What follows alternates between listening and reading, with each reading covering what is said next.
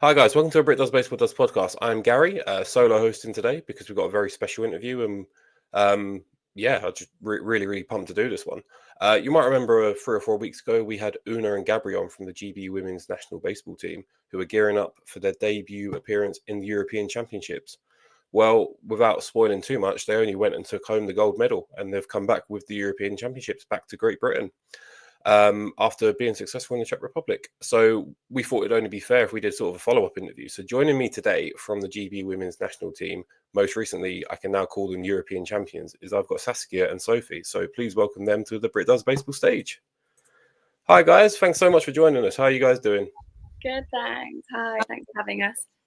No problem at all. Absolute pleasure to have you both. Thank you guys both for joining us.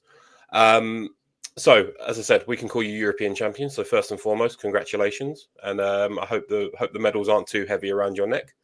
And I hope you sort of did that thing where you bite the medals just to make sure that they're real gold and sort of all that sort of fun stuff when you win a major tournament. But as always, when we do these interviews, we like to really start to kind of get to know the person's background into baseball. So we'll start off with you, Sophie. So, kind of, how did you first get into baseball? As sort of playing it, and then even further from that, how did you end up getting involved in the GB national women's team? Yeah, I really like sharing this story. I think it's pretty unique, to be fair.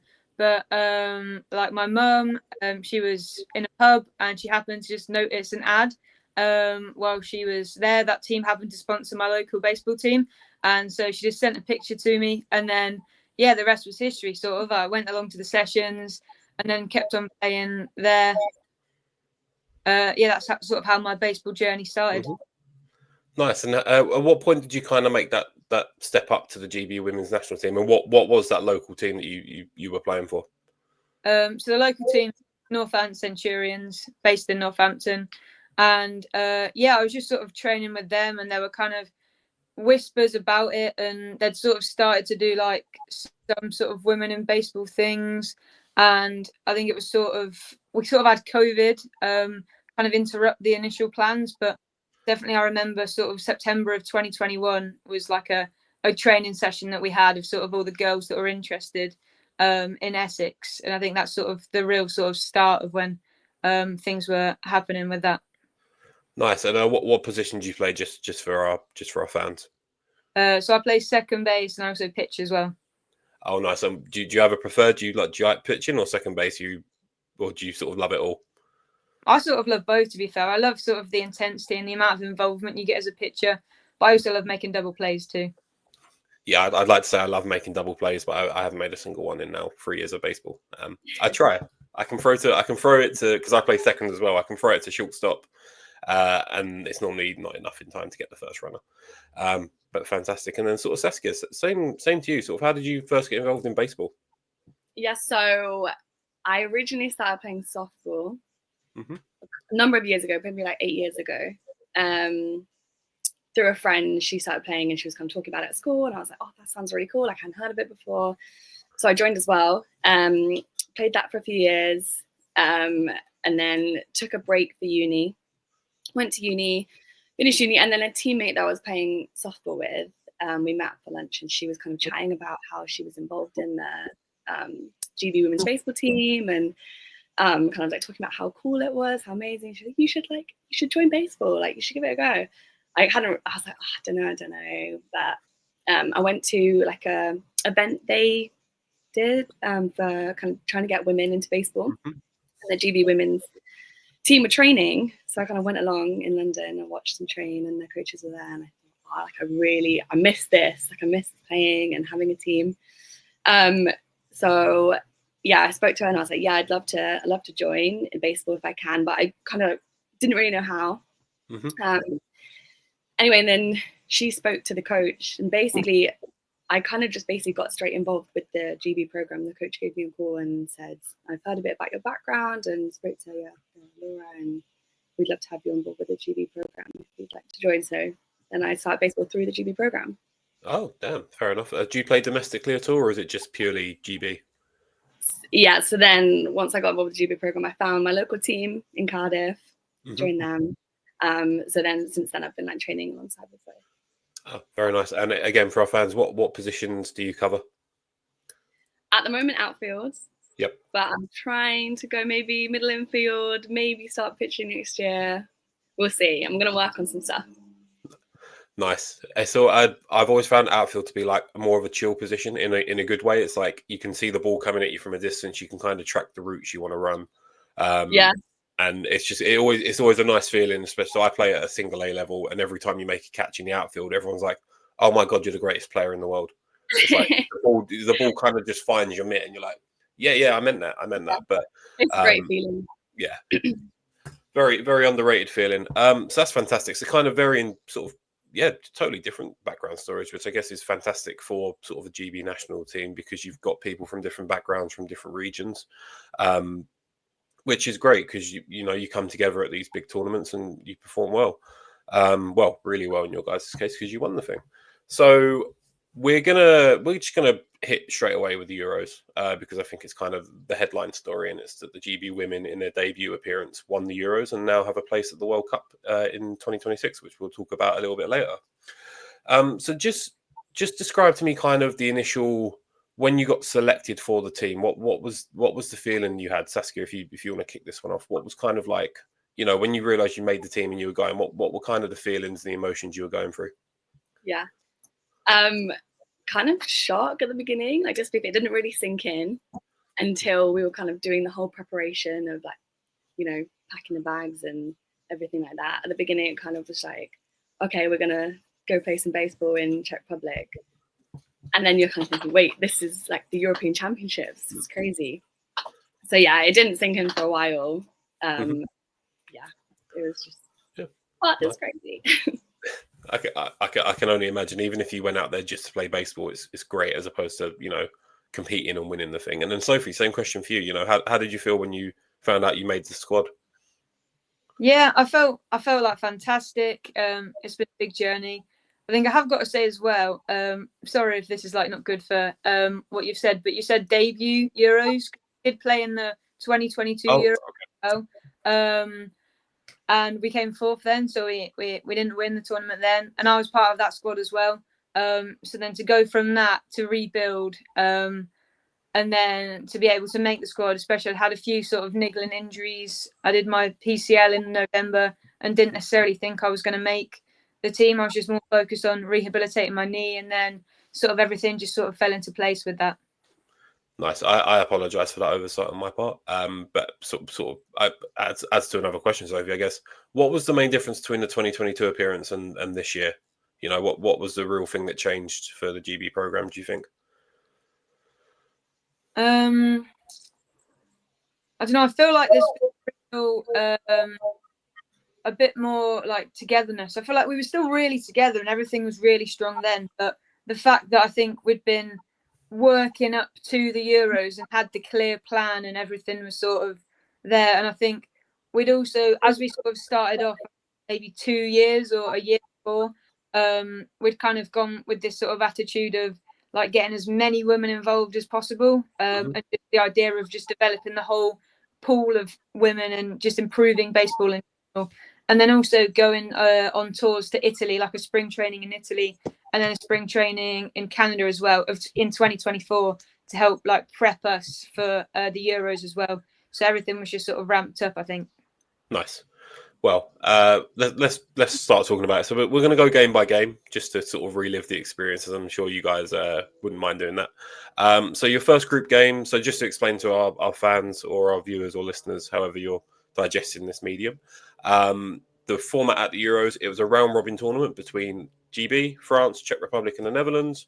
Round robin tournament, and the top two teams went through to the final on the sort of the fourth day of the tournament. So you opened your campaign with a 16-1 drubbing of the French national team. So what was that like? Kind of like was there like any pre-game nerves, Sophie, sort of going into that? And then how did that kind of come out onto the pitch where I don't want to say you battered them, but 16-1 win for me, if I was looking at that from a different sport, would be like, yeah, they absolutely obliterated them. So what was kind of the feeling going into that first game? Well, I mean, for the ones that knocked us out of the previous Euros, and they then went on to win the previous Euros as well. So it was like, we really want to like do this team. We'd sort of had a lot of prep thinking about we know this is going to be our first game. We want to absolutely just win it, and we went in with just a really strong attitude. And we just sort of knew like what our intention was, and we knew that to get in what our goal was, which was gold, was that we had to go in hard and we had to beat the French. And I think everyone felt really confident around it. Like we'd had really good training sessions up to that point, and everyone just felt really confident, I'd say. Nice. And then Saskia, was it a bit of a shock that you guys won so easily, or so the scoreboard suggests, or was it more of a no, we know we're this good, we deserve to have beaten them 16-1? What were kind of the feelings during the game when you're going through it? I think at the start, I would have never have predicted that score. Even though we were confident as a team, like I didn't know what the French were like. I wasn't at the previous Euros, so I had no idea about what level the other teams were going to be at. Yeah. But weirdly, I was quite quietly confident going in. We had a lot of good mental prep, I think, and the coaches were really confident in us, which set ourselves up to go in like strong and confident. And then I think straight off the bat, like we started scoring runs really early on, making really good plays. We weren't making any errors. The team felt just really good. So then as it went on, I just wasn't really surprised that we were doing so well. But then the score at the end, it was kind of like, whoa, like that. Like we did so well. Like that was really good. You're like, oh, we've just scored another run. And then you have a look up at the scoreboard. You're like, oh, we've scored that many runs. Like, wow. Yeah, for sure.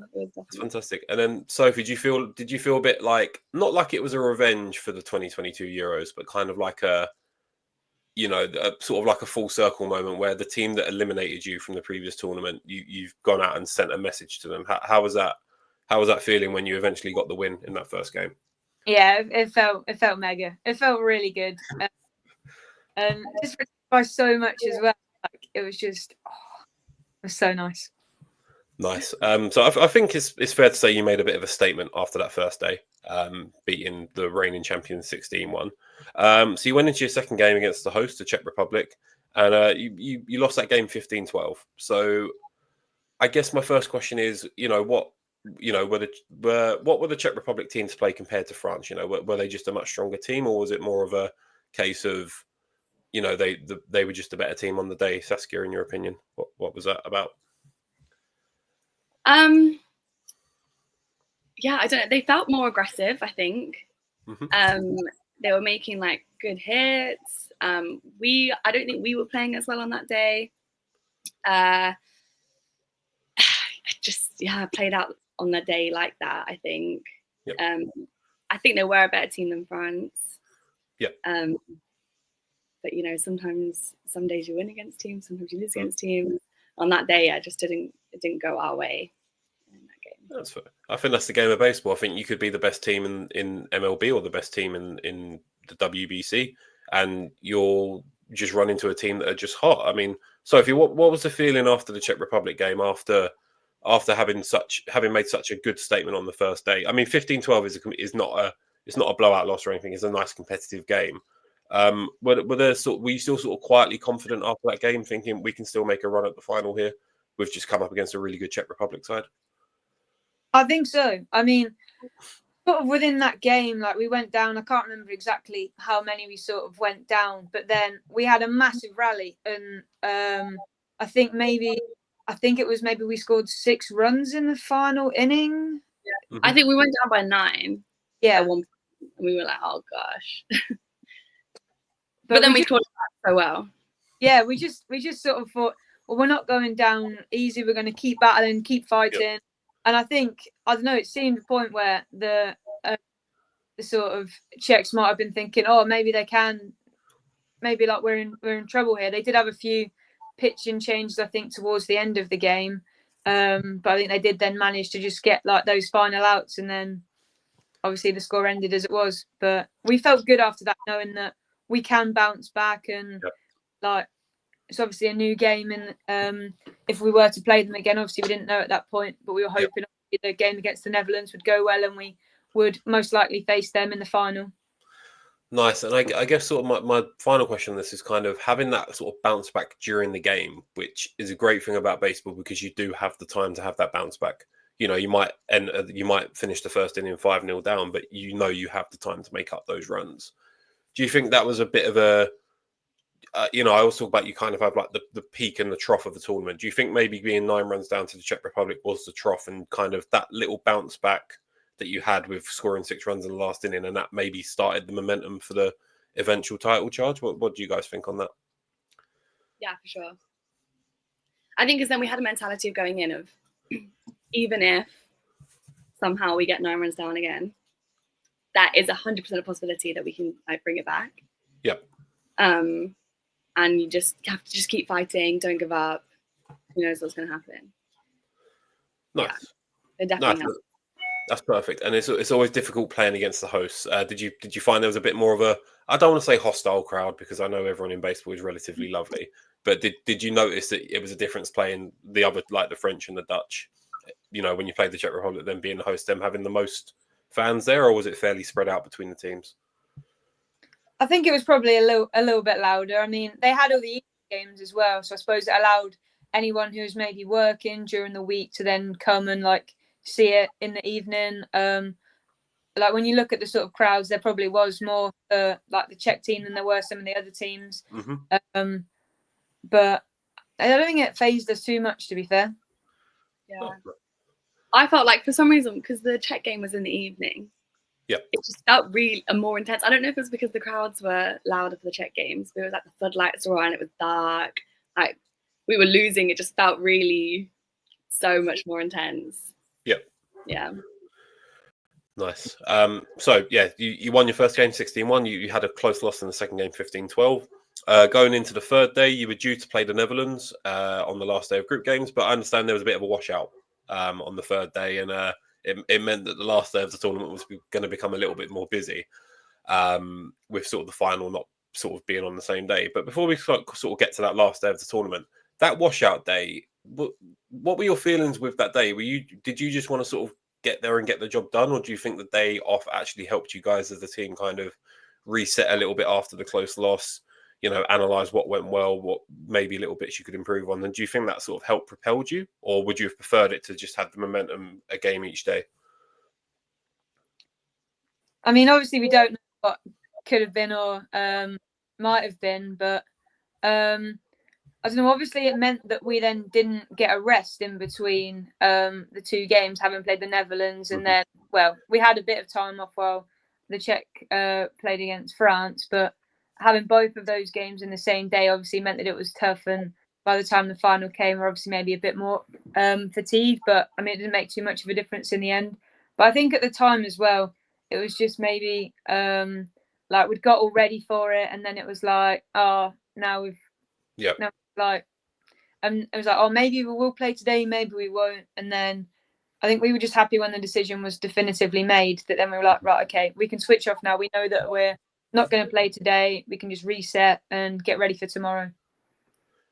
Nice. And kind of what did you guys get up to on the washed out day? You know, I believe you were at the ground when the rain was coming down. So after the decision was made, did you get the day off, or did you go and do a little bit of training?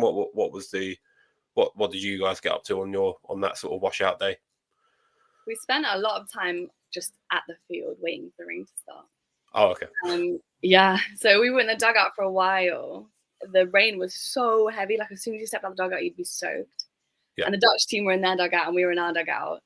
And the vibes were good. Like the Dutch team were really nice. I feel like we get along well with them as a team. We had this little baseball. We were like playing noughts and crosses and like throwing it back and forth. Just doing little things, kind of like pass the time. And then once the rain stopped, they had to clear the field. So we had lunch, and it was a lot of hanging around, just waiting for them to make a decision. Yeah. And then when they finally made a decision, it was very late in the day. So it was just a case of, right, we're going to go back, get ready for tomorrow. It's a big day tomorrow. Nice. Yes, it's not nice when you're waiting around. I guess sometimes you wish the decision had been made earlier, but at the same time, you guys just want to play baseball. So it's kind of at what point do you call it? And I guess sort of waiting until the last opportunity to know if you're going to play or not is still better than not playing at all. So we fast forward. We've gone through 2 group games. We've gone through the washout day. Nice early start for the last day of competition, and you guys start off against the Netherlands at 8:30 British time, if I'm if I'm not mistaken. And it's a bit of a topsy-turvy game. So I've got that you guys, by the middle of the second inning, were 9-0 down in that final group game. Just sort of looking at that point, what were your guys' feelings at the bottom of the second inning? Were you like, we know we can turn this around, or was there sort of like a pinch me moment, like, no, we're going to do this? What was the mindset within the squad, sort of being that down, that heavy, that early on? I think, like, looking back to the game against the Czech Republic again, there was sort of this mentality of, we know that we can score that many runs. Like, we scored more than 9 against France. We scored more than that against the Czech Republic, and it was only 2 innings in.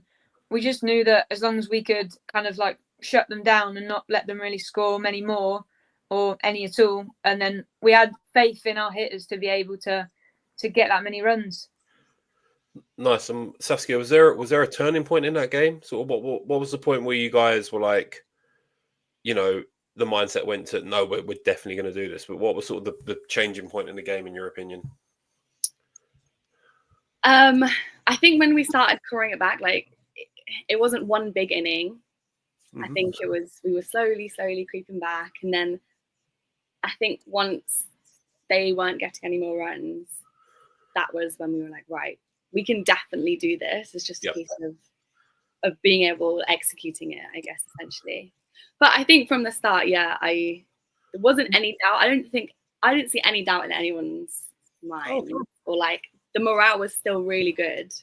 Yeah. No one was getting their head down. Like we were there to like have a mission. We were going to win. Yeah, they're a great team to be a part of. Like, I love the GB team. Yeah, I mean, if I was to describe this one, this would be like sort of being in a sports film where you go 9-0 down early, and then you sort of claw a little bit, and then you end up winning 10-9, which is fantastic. And I know there was a little bit of a wait because you were relying on the Czech Republic France game to come in a little bit later. But what went through your head when you won that game against the Netherlands, Sophie? What was kind of was it probably your proudest moment of the Euros thus far? What was kind of your feeling after that really, really close but really, fantastic victory? It was just, we're in the final, and just know we're in the final, and just that kind of like relief, as well as like just excitement that we've managed to claw that back, and we're able to beat the Netherlands, is a team that we lost to last well, to be able to then win this time as well. It was just joy, just like running out onto the field to congratulate everyone. It was so nice.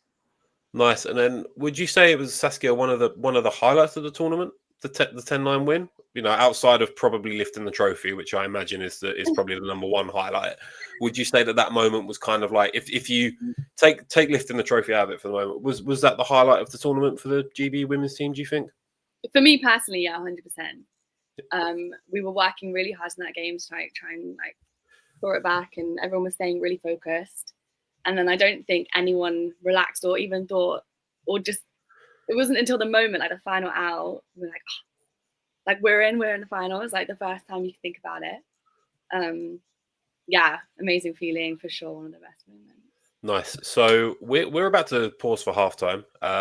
But so far, you've beaten the French 16-1. You've had a narrow loss to the Czech Republic, and you've had probably the greatest game of the tournament, coming back from 9-0 down to win 10-9. So after the break, we're going to talk about the elephant in the room, the final, the lifting the trophy, and then what that probably means for British baseball going forward, both in the women's game and then also domestically, how trying to get more women involved in baseball. So join us after the break. Hi there, welcome back to a Brit Does Baseball Does podcast interview with Saskia and Sophie from the GB women's national team, European champions from 2025. Those guys, Saskia and Sophie, are still both with me. So, the first half of the interview must have been a success, and we're just going to crack on with the second half now. So with just a brief recap, it's a round robin tournament. The GB women smashed France 16-1 on the first game. Narrow loss to the host, the Czech Republic, 15-12 in the second game.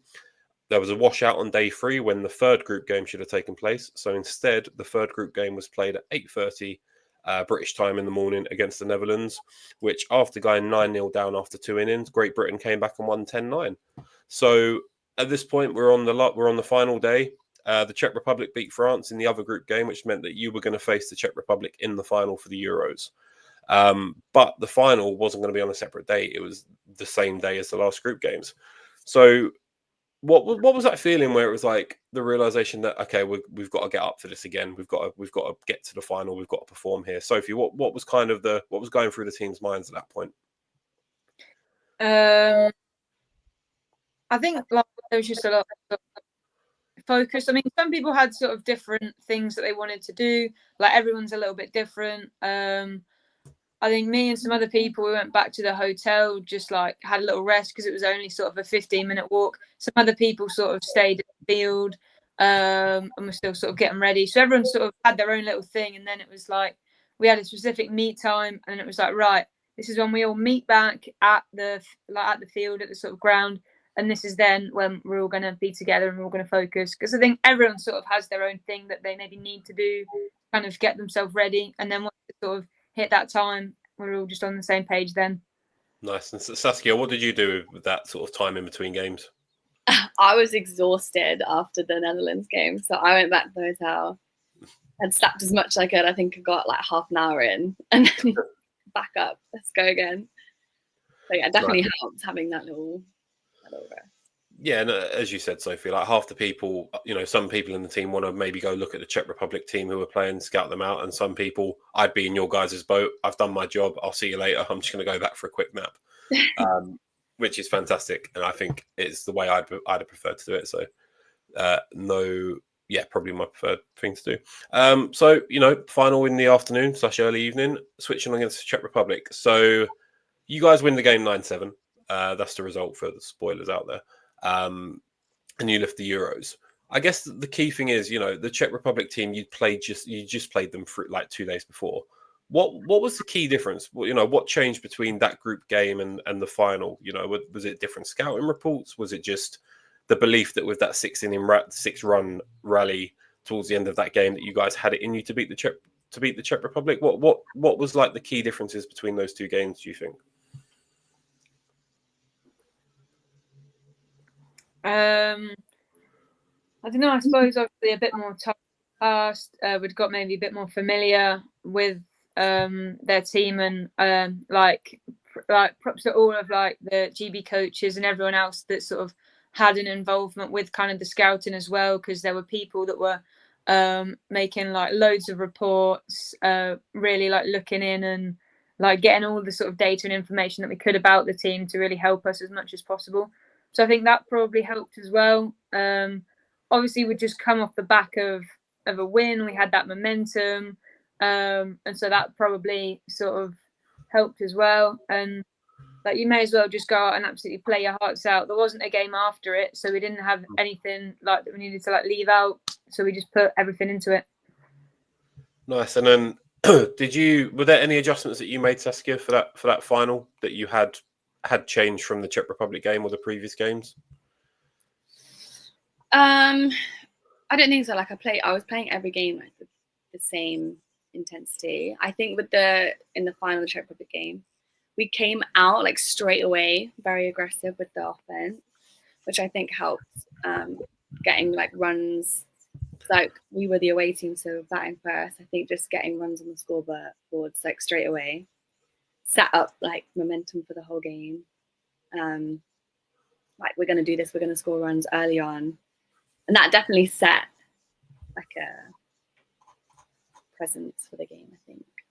Nice. I'd like to give a special shout out to Una, who appeared on our first interview, because I believe she started both games that day against the Netherlands and then again in the final. Yeah, Which absolutely smashed it. So Una, if you're listening to this, which I'm sure you will be, well, congratulations. I couldn't even fathom pitching in 2 games of baseball, let alone playing in 2 games of baseball at such a high level. So, you win the game 9-7. What were the feelings during the game? Was there a point where you guys were like, no, we've won this? Or was it very much kind of focused until the end? And then once that final out was secured, you guys celebrated like you just won the Euros? I think it was like in the final inning, we went 3 runs up. It's like 9-6. And we just needed 3 outs. I think that was like, I was like we can do this. We can do this. Chloe was pitching. She's amazing. Like, massive shout out to the pitchers for that game. They did amazing. So I think the thoughts were starting to creep in. I was like, right, like, this is very, very doable. But you don't want to kind of take it for granted that it's going to happen. So yeah, until that final out happens, then you can't really get too excited.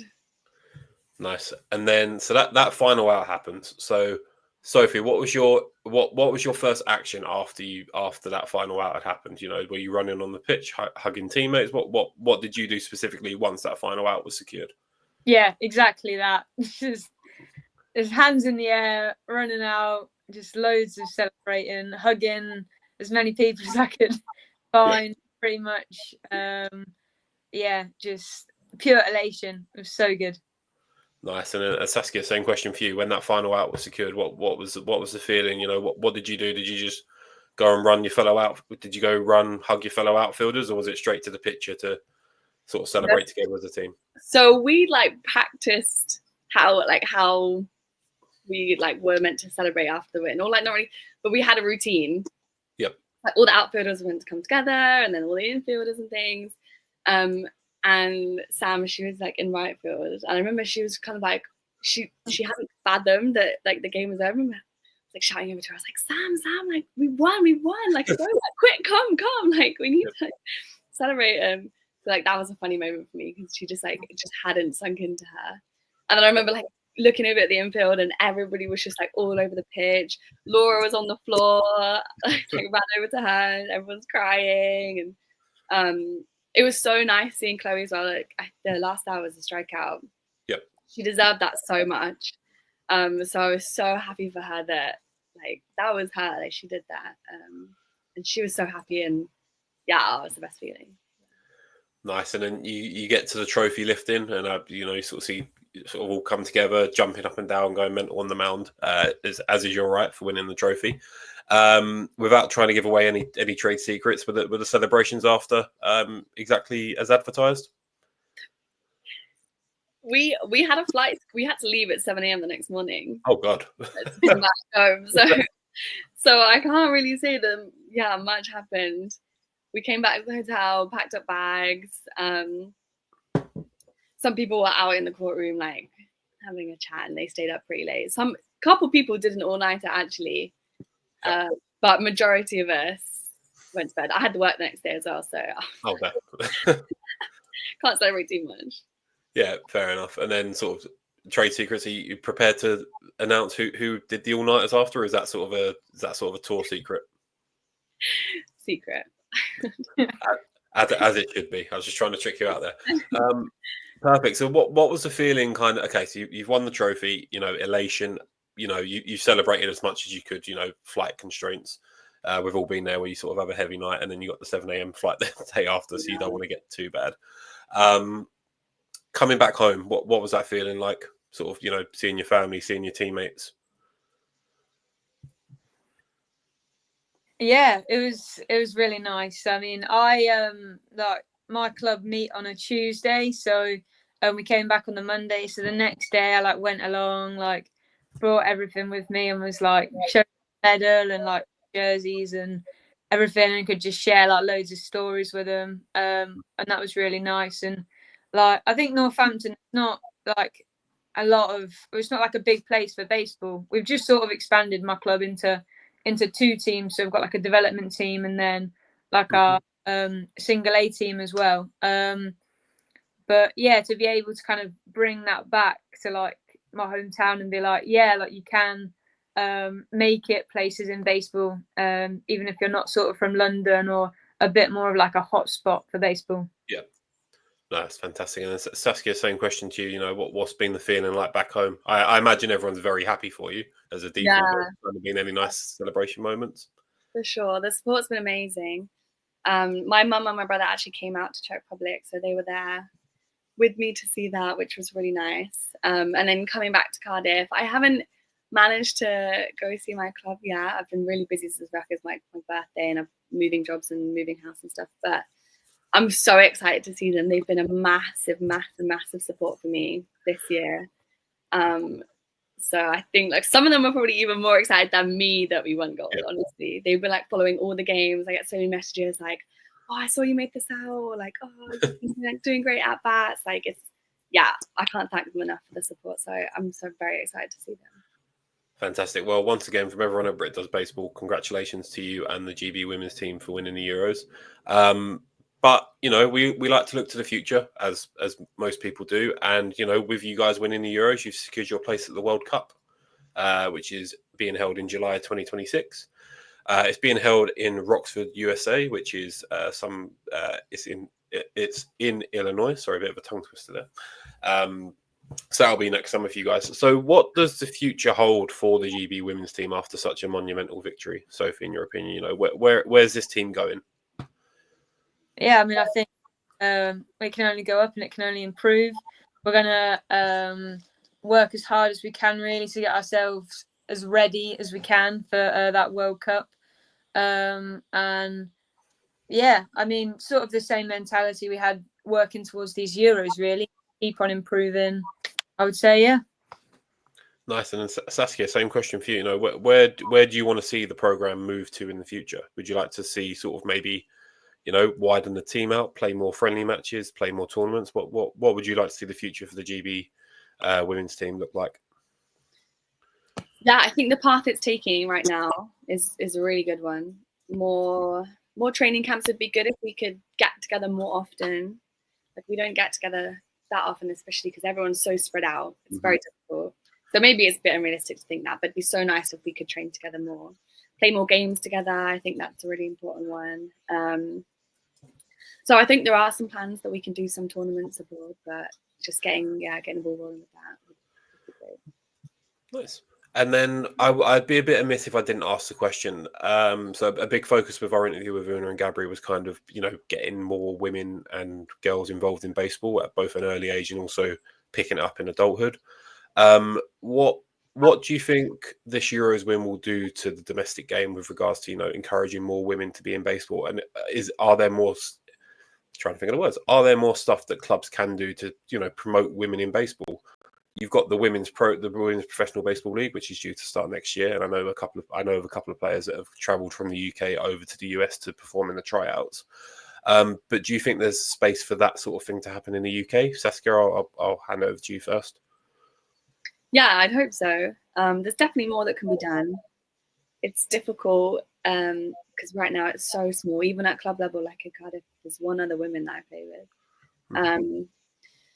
It's just getting the message out there that baseball is inclusive. Women can play. It can be scary, I know, playing on a men's team. So I think just encouraging women to come and just try it out and see if they enjoy it. Nice. And then, yes, Sophie, same question to you. What would you like to see more? What would you like to see clubs do to sort of encourage more women to take up baseball? And do you think the Euros win will help, motivate teams to do that? Yeah, I think so. And I think it's good to recognise there are a lot of clubs that are doing lots of excellent things. We have like our women's baseball league in the UK. So I'm not exactly sure how many teams there are, but you've got like the Southwest, you've got the Bells, London Mayhem and Sheffield and Manchester and Leicester. So there are loads of like teams that have fully women's teams as well. And there's lots of women in baseball events that like lots of clubs are putting on. So there's loads of things that you can go to. But yeah, I guess just more of that really, because a lot of sort of the sort of women in the GB team as well are really great at kind of promoting and setting up these kind of events. And I think a lot of us, whenever there is one, like if we can make it, then we like to go to it as well, just to help provide support too. Yeah. Nice, fantastic. As always, if you're listening and want to get into baseball, just look it up on Google. Something that's like, look up there's a baseball team. So I'm part of the London Mets organisation. We've discussed Northampton and Cardiff. Around London and the home counties, you've got the Hearts, you've got Essex, Birmingham, Manchester. There are clubs everywhere. And I think it's just a case of, as Sophie's origin story goes, there's just an ad in the paper that you get sent and you go down, try it out. And, 4 or 5 years later, you're a European champion. So, that sort of stuff can happen to anyone. So if you are interested in joining a baseball team, just honestly, Google them. Go on Instagram, search up baseball, and just put your location, and you can find the nearest club. So yeah, that pretty much wraps up the main part of the interview. So thank you so much, Sophie and Saskia, for both joining me this morning. We're filming this on a bank holiday as well, so that's why it's light out for once in my house, and I'm not working, which is fantastic. But we always like to end these episodes with a game of start, bench, cut. So for those of you that haven't listened before, start, bench, cut. I'm going to give both Sophie and Saskia 3 options. They need to start one, they need to bench one, they need to cut one. We've got one baseball and one non-baseball related one. And yeah, let's just see where this goes. So we'll start with the baseball one.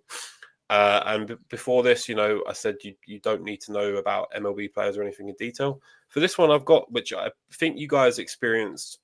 You definitely experienced 2 of these, and the third one was kind of probably there in the final. So I've got game scenarios. So sort of like the way the game plays out, what you would like, what your preferred option is, what you'd bench, and what I absolutely hated playing in that game. I don't want to do it again. So the first game scenario is an easy win, like akin to the 16-1 win versus France. I'm talking about on the scoreboard. Obviously, I know in the game there'll be the mini battles, the long at bats. But you come out of that game thinking, yeah, that wasn't really much of a challenge. We enjoyed that game. Everyone's comfortable. It was a nice, easy win. The second scenario is a comeback from behind win. So kind of similar to that Netherlands game where you were 9-0 down after 2 innings, come back and win 10-9, sort of, the underdog story throughout the game. Third option is like a close competitive game that you just edge out and sort of get the victory. And I guess that's kind of similar to the final. 9-7 against the Czech Republic is, it's a close competitive game. There's only a couple runs in it. So which game scenario would you start? What would you bench? And what would you cut? Sophie, do you want to kick this one off? Oh, it's a good question, because it's cool to say that some of the things happened, like if you're looking at, say, like a comeback. But in the moment, even if you do feel confident, you're like, oh, this is still pretty hard on the nerves. I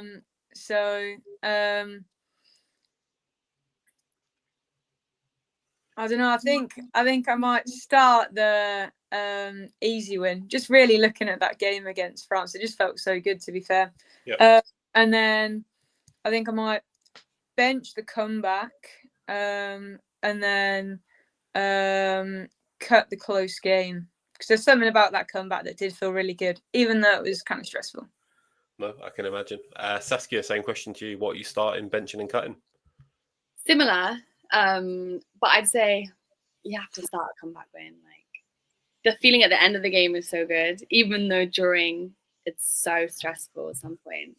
Yep. I feel like when you're starting to claw it back, like the momentum's kind of shifts. Whereas in a close game, you never really feel like, I don't know, it's just always, the whole thing's just a bit stressful.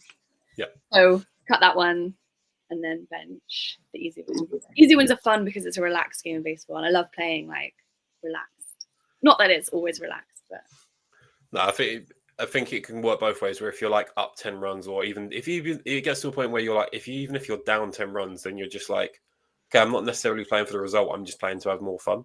Yeah. Which can in a way make it a bit more relaxing, and then win if it's that sort of stuff. So great answers from you both. I can't say I disagree with either of you. I would be cutting the close competitive game, because it would just be too tense in sort of the middle innings. It's like, oh, they're going to get 1 run, or we need to get 2, etc. So that's I'm sure you'd be happy to know that's all the baseball talk for the episode. We're going to end on something that's non-baseball, just because we like to switch up a little bit here. So I'm a big Disney film fan. Pixar, sort of Disney films when I was growing up. Some of my favorite films, Monsters Inc., Monsters University is probably my favorite film in the world. And I thought I'd share that with you guys, because you guys have shared your European journey with me today. I thought I'd want to return the favor. So my start, bench, cut are 3, what I'd say are classic Disney/Pixar films. You need to start one, bench one, and cut one. If you've not seen one of the films and you want to throw something else in there, by all means, you are welcome to sort of replace one of the options. So I've gone for Toy Story, Incredibles, and Finding Nemo are sort of the 3 options. So I think it's only fair, Saskia, you're going to start us off on this one. So what film are you starting, benching, and cutting? This is so hard. Toy Story, Finding Nemo, and The Incredibles. The Incredibles. Okay.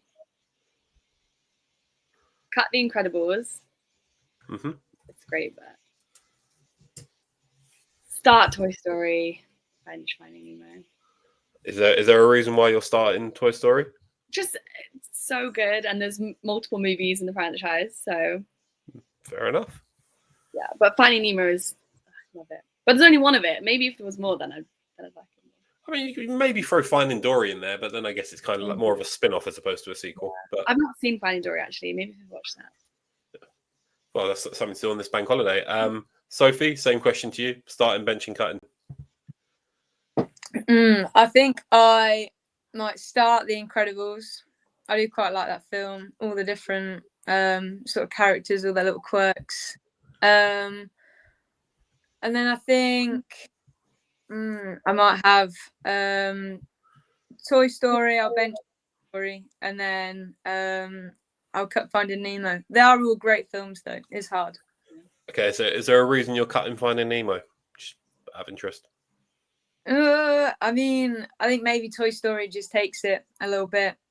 Both good stories, though. But yeah. Yeah, I thought I'd end with. Pardon? What would you do? See, I'm a big Incredibles fan. I'm starting Incredibles for the exactly same reason that Sophie said. I like superhero films, and that was kind of like the OG one for me, where it's like I really like Frozone as a character. Just like some of the memes, like Honey wears my super suit is just incredible. I really like Dash, I think the fast one, and Violet I just think is OP. She's like Captain Marvel before it became popular, just with like all the power she's got. So Incredibles for me. I'm benching Finding Nemo. It's just more because I prefer The Incredibles. Finding Nemo is still a great film. Again, really love Crush the Turtle. Big fan of turtles. So, and I'm cutting Toy Story just because. So there's been plenty of them. I haven't seen Toy Story 4. I'll admit, but I've seen the first 3, and kind of the best scene I think ever in Toy Story is that airport scene where you got like Slinky Dog when all of them are like they're in like the bags in the airport and they're being sorted, and you kind of got Slinky Dog kind of between 2 railings and he kind of gets flung back. Toy Story 2 is an incredible film. The others for me I don't find as entertaining, but it's all relative. I mean, they're all good films. It's not like I'm chucking those 2 out there with a film that you just never see. Yeah. And so I actually don't have an example of that off the top of my head because I quite like all Disney Pixar films.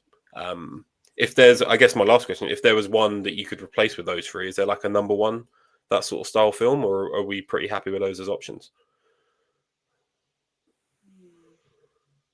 Monsters Inc. is good. Nice choice. But no, they were great choices. Yeah, they are good. I don't know. I don't really think about. It's not something I think about like my favorite Disney film. I know it's something that a lot of people ask, but no, I'll stick with them. Oh, perfect. Well, it seems like I've asked a great question to end there. So this has been a Brit Does Baseball Does podcast. Thank you again, Sophie and Saskia, for joining me on this Bank Holiday Monday. Appreciate you giving up your time for this interview. I've been Gary. The guys have been fantastic, and they are both European champions. So if you see them in the street, make sure you congratulate them. I will catch you next time for the next episode of Brit Does Baseball Does podcast. Until then, once more, congratulations, ladies, on becoming European champions. Hope you guys prepare well for the World Cup. I'm sure we'll catch up with some of your team in the lead up to that event. Any last messages from you guys? Just want to say thank you so much, everyone, for all the support. Yeah, same. Thank you to everyone who has supported us, who's watched us, who's helped us on our journey, given us like places to train as well. Just anything that everyone's done to help us on our journey. Thank you so much. We really appreciate it. Fantastic closing, guys. I've been Gary. You've been fantastic, and we will see you on the next episode. Thank you and goodbye.